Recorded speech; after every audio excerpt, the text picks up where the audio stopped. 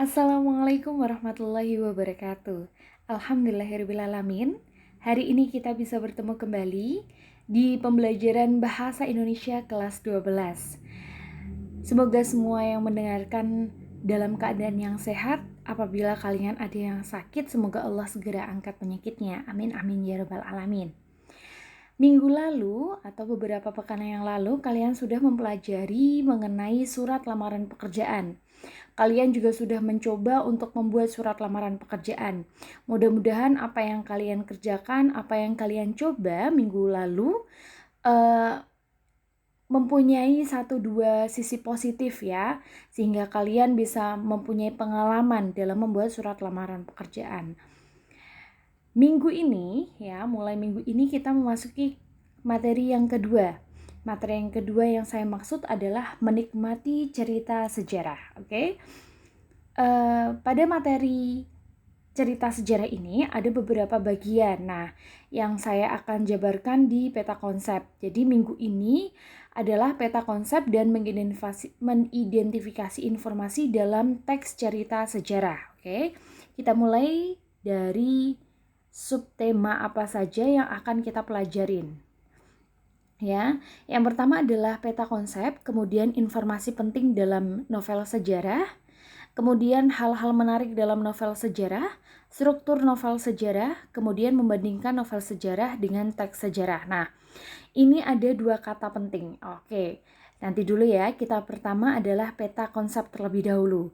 Jadi, menikmati cerita sejarah ini, kita akan ada 4 subtema ya. Mengidentifikasi informasi dalam teks cerita, di mana nanti mengidentifikasi informasi itu kita ada 4 subbab lagi ya. Yang pertama adalah mendata informasi penting dalam teks cerita sejarah, kemudian menentukan hal-hal menarik dalam teks cerita sejarah, kemudian mengidentifikasi struktur, kemudian membandingkan novel sejarah dengan teks sejarah. Kemudian di subbab kedua ya, kita ada menganalisis kebahasaan teks cerita sejarah ya, di mana sub-subbabnya dia akan menganalisis kebahasaan teks cerita sejarah atau novel sejarah, kemudian menjelaskan makna kias yang terdapat dalam teks cerita sejarah atau novel sejarah. Kemudian subbab yang ketiga adalah menganalisis nilai-nilai ya, nilai-nilai dalam cerita sejarah. Yakni mengidentifikasi nilai-nilainya, kemudian mengaitkan dengan kehidupan, kemudian menyajikan nilai-nilai sejarah ini, nilai-nilai dalam novel sejarah ini ke dalam sebuah teks eksplanasi. Artinya nanti kita akan belajar tentang teks eksplanasi, atau kalau kalian di kelas 12 ini berarti mengingat kembali bagaimana teks eksplanasi, kemudian kita akan membuat teks eksplanasi yang isi dari teks eksplanasinya adalah nilai-nilai dalam teks cerita sejarah. Kemudian yang keempat, subbab yang keempat adalah menulis cerita sejarah pribadi. Nah, artinya ada 4 subbab dalam materi menikmati cerita sejarah. Yang pertama adalah informasinya, atau kita mengenal terlebih dahulu nih teks cerita sejarah itu apa, kemudian menganalisis kebahasaannya bagaimana, menganalisis nilai-nilainya yang ada di dalamnya, kemudian menuliskan teks cerita sejarah pribadi. Ya, dalam cakupannya ada 2 hal penting atau ada 2 hal yang akan kalian saya jadikan tugas ya. Yang pertama adalah menyajikan nilai novel sejarah ke dalam teks eksplanasi. Artinya nanti kalian membuat teks eksplanasi ya, membuat eksplanasi. Kemudian yang kedua adalah membuat cerita sejarah pribadi kalian masing-masing. Artinya di 2 tugas ini ya, yang teks eksplanasi akan saya buat kelompok insya Allah. Kemudian yang teks cerita sejarah atau novel sejarah ya, sejarah pribadi itu akan individu. Jadi setiap kalian akan punya tugas kelompok 1 tentang teks eksplanasi nilai-nilai dalam sejarah, nilai-nilai dalam novel sejarah. Kemudian yang kedua adalah menulis cerita sejarah pribadi masing-masing. Oke. Semoga sampai di sini, sampai peta konsep yang ini kalian semua jelas ya. Kita lanjutkan ke pembelajaran pertama, subbab pertama, yakni mengidentifikasi informasi dalam teks cerita sejarah. Nah, informasi penting dalam novel sejarah. Nah, novel sejarah sendiri apa sih?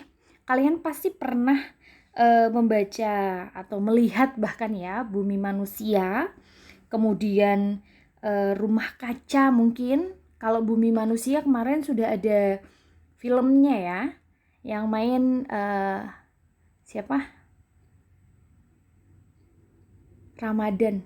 Lupa saya. maaf. Saya lupa namanya. Oke. Kita teruskan ke apa tadi? Oh ya, jadi novel sejarah. Jadi ada beberapa kosakata di sini, Dek. Sebenarnya ini nanti kita jelaskan di akhir, cuman saya akan ikut sertakan sedikit di sini. Jadi ada kata teks sejarah, ada kata teks cerita sejarah. Teks sejarah itu adalah teks sejarah yang ada di bukumu, buku sejarah Indonesia, buku sejarah peminatan. Nah, itu namanya teks sejarah. Nah, yang kita ambil materinya adalah teks cerita sejarah. Berarti kita asumsikan dia novel sejarah. Novel sejarah ini apa? Nah, seperti tadi Bumi Manusia, kemudian Roro Mendut ya, Roro Mendutnya versi Mangunwijaya, kemudian Rumah Kaca. Nah, itu dia termasuk ke dalam novel sejarah. Jadi apa? Novel yang di dalamnya itu menjelaskan atau menceritakan tentang fakta kejadian masa lalu yang menjadi latar belakang terjadinya sesuatu yang memiliki nilai kesejarahan. Jadi intinya adalah dia latar belakangnya atau tokohnya itu dia mengaitkan dengan sejarah yang ada gitu loh ya. Jadi tidak hanya sekedar novel, tapi latar belakang ya, latar ceritanya, mungkin tokohnya, mungkin temanya, mungkin waktunya ya, latar waktu, tempat, kemudian suasananya. Nah, itu berkaitan dengan sejarah yang memang benar-benar terjadi. Artinya ada fakta sejarah, dikatakan ada fakta sejarah. Fakta sejarah ini apa? Fakta yang memang berkaitan atau memang ada di dalam sejarah, ya kan? Itu fakta sejarah. Nah, ada namanya imajinasi, ya, imajinasi. Artinya ada tambahan daya pikir, daya hayal dari penulis gitu deh, oke? Jadi intinya adalah novel sejarah itu novel yang dimana latar belakangnya dia berkaitan dengan kesejarahan, kayak gitu ya deh ya. Nah, novel sejarah ini ya, ini disebut novel ulang atau rekon ya. Rekonnya masuk ke rekon imajinatif. Jadi rekon itu ya, novel ulang itu ada 3 jenis deh. Ada rekon pribadi, rekon faktual, kemudian ada rekon imajinatif. Nah, kalau rekon pribadi itu dia memuat kejadian atau penulisannya terlibat secara langsung ya. Itu rekon pribadi. Jadi penulisnya itu akan terlibat secara langsung. Nah, ini nanti yang akan kalian buat. Jadi novel sejarah rekon pribadi yang akan kalian buat nantinya. Kemudian yang kedua ya, rekon faktual. Rekon faktual itu novel yang di dalamnya itu ada fakta-fakta seperti misalnya eksperimen ilmiah, laporan polisi dan lain-lain. Itu rekon faktual ya. Jadi ada kejadian yang memang real, nyata banget gitu. Kemudian ada rekon imajinatif. Nah, rekon imajinatif ini dia novel yang kisah faktualnya dikhayalkan dan diceritakan secara lebih rinci. Oke. Mohon maaf, kalian nanti akan buat yang ketiga, mohon maaf. Jadi rekon imajinatif, jadi memuat kisah fakta tapi nanti ditambahi, dirincikan dengan hal-hal yang sesuai imajinasi kalian gitu ya. Nah, informasi penting dalam sejarah, dalam novel sejarah ini lebih mengarah kepada fakta sejarah yang dijadikan latar belakang imajinasi serta latar belakang penceritaan serta imajinasi penulis atas fakta tersebut ya. Itu informasi penting dalam novel sejarah. Jadi mengenai fakta sejarah yang dijadikan latar penceritaan serta imajinasi penulis atas fakta tersebut. Itu informasi dalam teks sejarah. Jadi ada apa sih informasi yang ada dalam teks cerita sejarahnya gitu kan. Fakta sejarah apa yang ada nih di dalam novel itu oke. Nah, kita lanjutkan hal menarik. Nah, jadi kalau katakanlah yang informasi penting ya tadi ya. Misalnya ketika kita membaca novel Ku Antar ke Gerbang karya Ramadhan KH ya. Nah, di dalam novelnya Ramadhan KH itu dia menceritakan tentang Inggit Garnasih. Inggit Garnasih ini adalah salah satu istri dari presiden pertama kita ya, Presiden Soekarno. Di mana Inggit Garnasih ini ya, dia tidak terlalu banyak diceritakan di dalam sejarah, tapi menurut penulis ya, artinya penulis mengemukakan bahwa dia mengambil latar belakang kejadian pada saat itu, bagaimana Inggit sebagai istri dari Presiden Soekarno gitu ya. Nah, jadi imajinasi dari Ramadhan ya membentuk atau dia menginginkan atau mengimajinasikan peran dari Ibu Inggit ini dalam pembentukan karakter atau pribadi Presiden Soekarno. Jadi walaupun meskipun tidak mendampingi Presiden Soekarno ketika beliau menjabat berjuang gitu kan untuk kemerdekaan RI, tapi Ibu Inggit inilah yang dikatakan diambil perannya oleh Ramadhan KH ini sebagai seseorang yang mengkonstruksi atau membentuk pribadi Soekarno sampai menjadi pribadi yang pemimpin, bahasanya kayak gitu. Karena Ibu Inggit ini dia waktu itu yang masih di Bandung deh. Jadi sebelum kalau mau tahu lebih lanjutnya silahkan baca fakta sejarah atau memang teks sejarahnya ya. Tapi memang katakanlah Ramadhan KH ini menguatkan atau menginginkan bahwa Ibu Inggit ini sebenarnya harusnya jadi ibu negara, karena Ibu Inggitlah yang berjasa besar dalam dalam kepribadiannya Presiden Soekarno. Nah, ini dikatakan ada apa ya informasi dalam cerita sejarahnya. Yang pertama, fakta bahwa memang Ibu Inggit ini adalah istri dari Presiden Soekarno ya. Silahkan dibaca lebih tepatnya gitu ya. Pernah menjadi istri atau masih istri pada saat itu, saya agak lupa deh, tapi sepertinya seingat saya pernah menjadi istri, sepertinya cerai, sepertinya ya, seingat saya. Nah, jadi ada bahwa memang salah satu istri Presiden Soekarno adalah Ibu Inggit. Nah, itu adalah sebuah fakta sejarah. Nah, imajinasi pengarangnya bagaimana? Bagaimana si Ramadhan KH ini ya mengimajinasikan bahwa di sana dalam pembentukan kepribadiannya Presiden Soekarno ya ada peran Ibu Inggit. Jadi diceritakan atau diimajinasikan pada saat itu bagaimana cara perlakuan Ibu Inggit ke dalam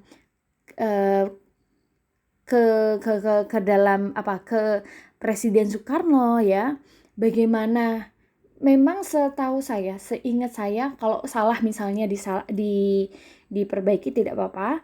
Jadi Ibu Inggit ini jauh lebih tua daripada Presiden Soekarno, seingat saya ya, ada cuplikan pernah saya baca gitu. Cuman lebih tepatnya adalah kalian membaca fakta sejarah atau sejarahnya ya. Jadi intinya adalah ya pusat penceritaan novel ya Ku Antar ke Gerbang ini terletak pada tokoh Soekarno. Tapi ya bukan tentang Soekarno itu sendiri, melainkan tentang kisah kejadian di sekitarnya ya.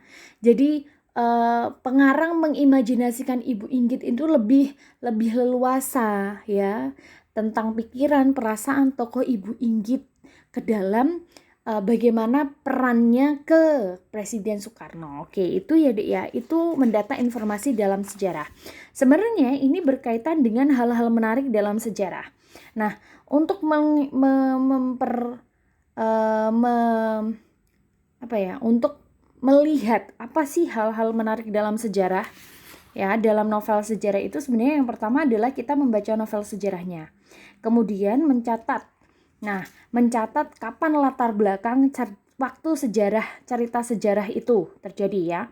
Cerita dalam novel sejarah terjadi, kemudian di mana latar belakang tempatnya, kemudian peristiwa apa yang dikisahkan, siapa saja tokoh yang terlibat, di bagian mana saja yang menandakan bahwa novel tersebut digolongkan ke dalam novel sejarah.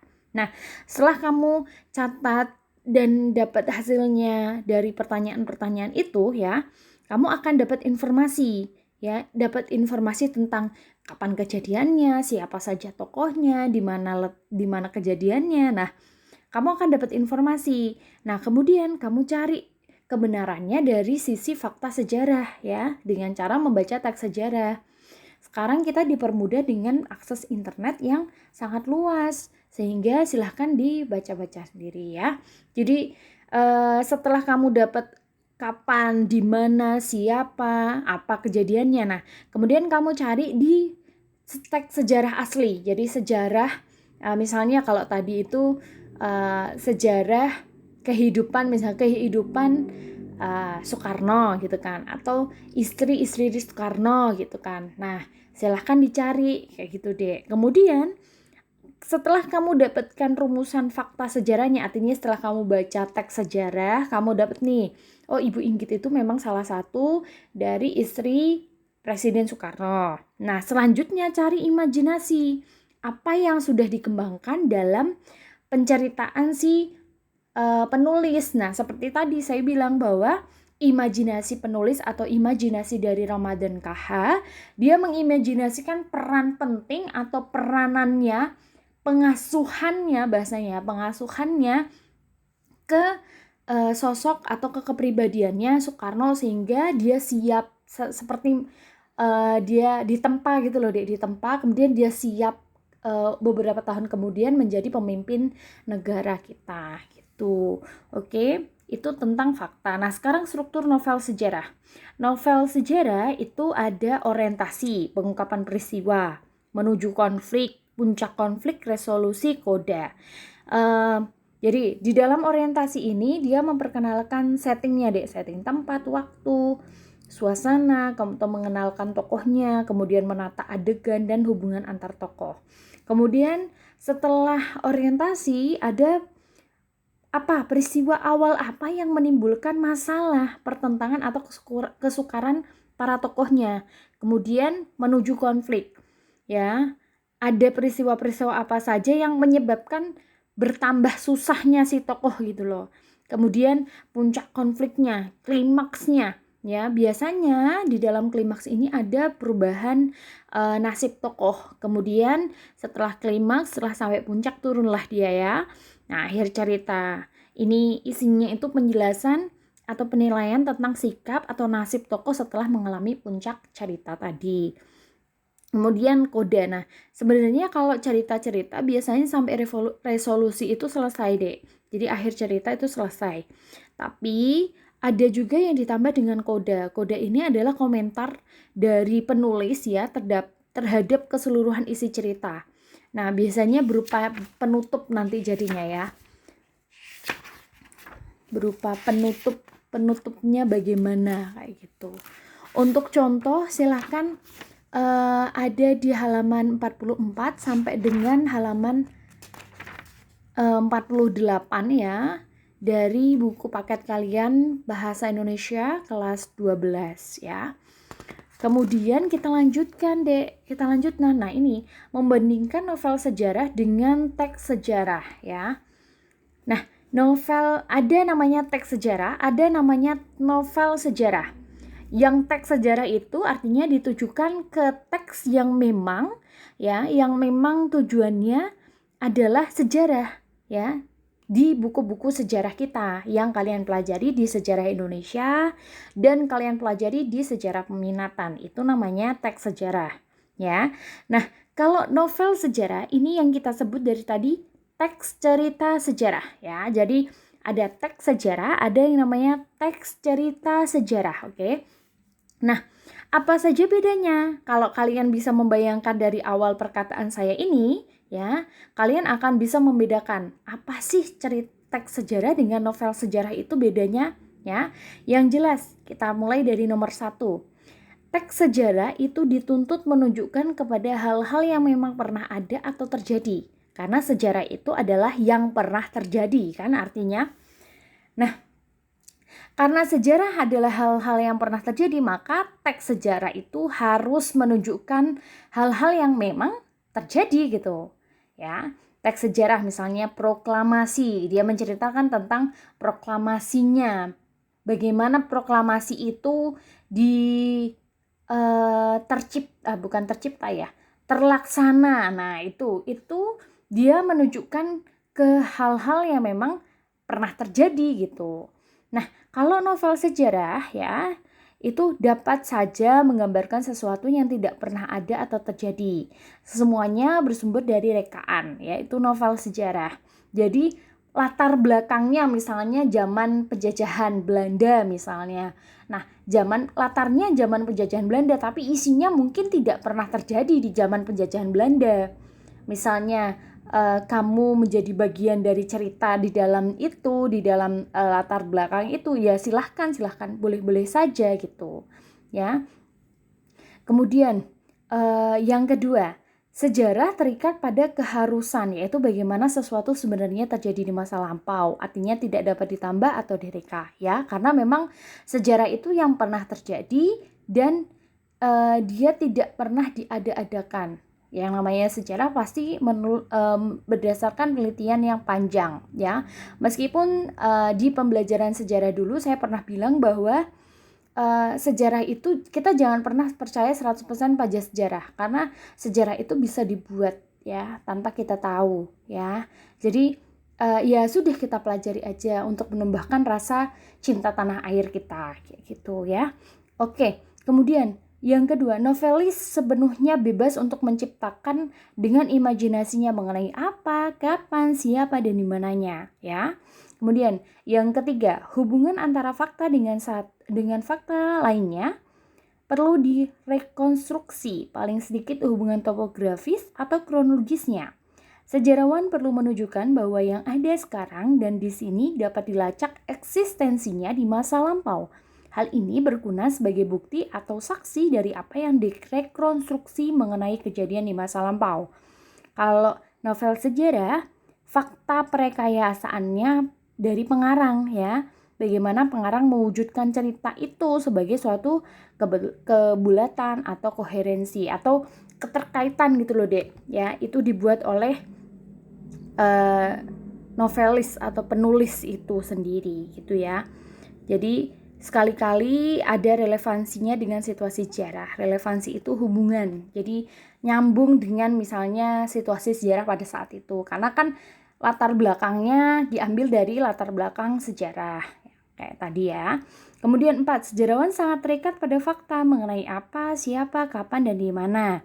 Kalau yang novel sejarah, pengarang novel tidak terikat pada fakta sejarah mengenai apa, siapa, kapan, dan di mana. Kesemuanya dapat berupa fiksi tanpa ada kaitannya dengan fakta sejarah tertentu. Begitu pula mengenai peristiwa-peristiwanya, tidak perlu dibuktikan sarkas atau saksi. Tidak diperlukan bukti, berkas, atau saksi ya.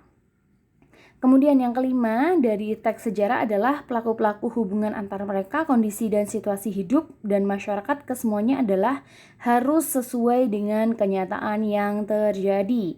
Kalau novel sejarah, dia pelaku-pelaku hubungan antara mereka, kondisi dan situasi hidup dan masyarakat kesemuanya adalah hasil imajinasi, oke?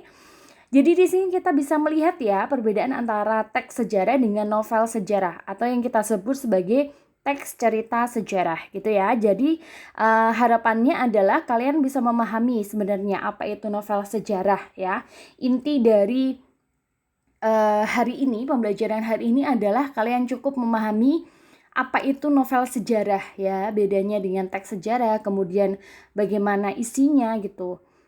Oke, itu saja yang kita pelajari minggu ini, Dek. Kita akan lanjutkan ke pembelajaran-pembelajaran minggu depan seperti kebahasaan, nilai-nilai dalam sejarah, dalam teks sejarah, kemudian membuat cerita sejarah pribadi, oke?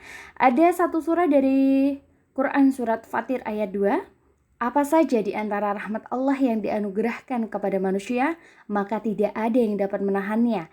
Dan apa saja yang ditahannya, maka tidak ada yang sanggup untuk melepaskannya setelah itu. Dan dialah yang maha perkasa, maha bijaksana. Oke? Jadi apa yang rahmat apapun ya, rahmat apapun berupa rizki atau apapun itu, kalau memang itu jatahmu, dia akan datang. Kalau memang itu sesuatu yang memang ditahan sama Allah, kamu meminta apapun bagaimanapun caranya, itu tidak akan datang. Karena Allah tahu apa yang terbaik untuk kita ya. Jadi jangan pernah merasa, wah saya harusnya seperti ini, harusnya seperti itu, harusnya saya dapat ini kemarin. Tapi karena saya begini, karena saya lupa mungkin, atau karena saya ketiduran mungkin, jadinya saya tidak dapat gitu. Karena apa yang melewatkanmu berarti itu bukan takdirmu, tapi takdirmu tidak akan melewatkanmu. Sepertinya perkataan Ali sepertinya. Saya lupa ya. Astagfirullahaladzim, mohon maaf. Ali bin Abi Thalib sepertinya perkataan beliau gitu, oke? Itu saja deh, kalau nggak Ali bin Abi Thalib, Abu Bakar sepertinya. Oke? Yang pasti intinya adalah ya, apa saja yang menjadi memang Allah kasih rahmat, tidak akan ada yang bisa menahannya ya. Allah tahan, tidak akan bisa melepaskan apa yang ditahan sama Allah itu. Jadi serahkan semuanya sama Allah, tawakal apa adanya sama Allah, kuatkan hati. Bismillah, semoga termasuk salah satunya adalah pandemi ini segera berakhir. Kalaupun tidak berakhir, mungkin kita bisa berdampingan baik dengan pandemik ini gitu ya Dek ya. Oke. Terima kasih atas perhatiannya dari awal hingga akhir. Kita akhiri dengan hamdalah dan doa kafaratul majelis. Alhamdulillahirabbil subhanakallahumma wa bihamdika asyhadu an la ilaha illa anta astaghfiruka wa atubu ilaik. Wassalamualaikum warahmatullahi wabarakatuh.